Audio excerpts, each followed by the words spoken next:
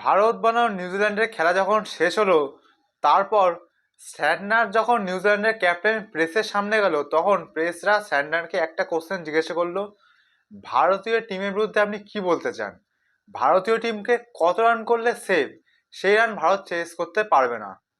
তার উত্তরে New Zealand captain Santner বলেন যে ভারতকে যদি 300 টার্গেট দেওয়া হয়, তাও একটা চিন্তা ঘুরবে, তাও চিন্তা হবে, তাও টেনশন হবে, তাও ঘাম ঝরবে। এমনই দল করেছে ভারতীয় দল, অন্য অন্য টিমদের রাতের ঘুম কেড়ে নিয়েছে। ওডিআই আর টেস্ট ক্রিকেটটা বাদই দিলাম, কিন্তু টি-20তে সূর্যকুমারের দল নাম্বার ওয়ান।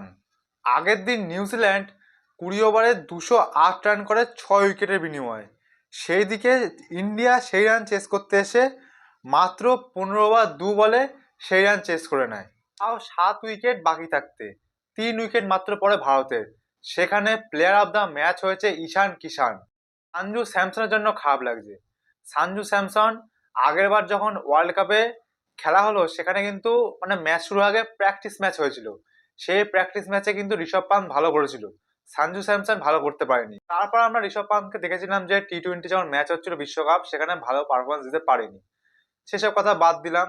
এখন বর্তমানে সঞ্জু স্যামসন কিন্তু দুটো ম্যাচে ফ্লপ গেছে।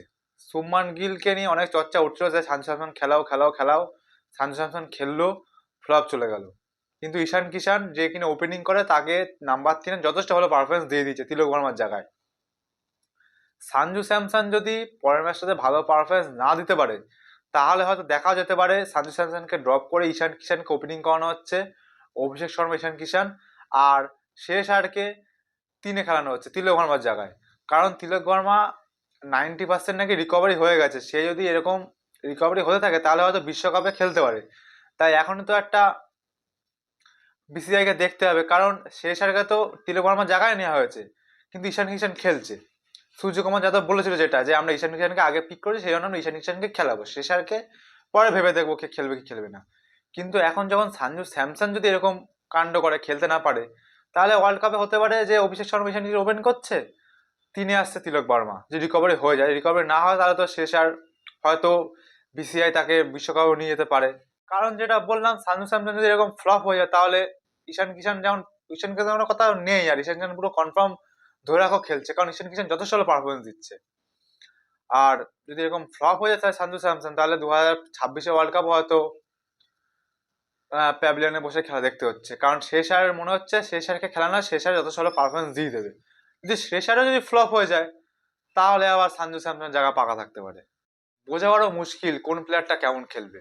কিন্তু সঞ্জু স্যামসনের যা ভাগ্য, সত্যি খুবই খারাপ ভাগ্য।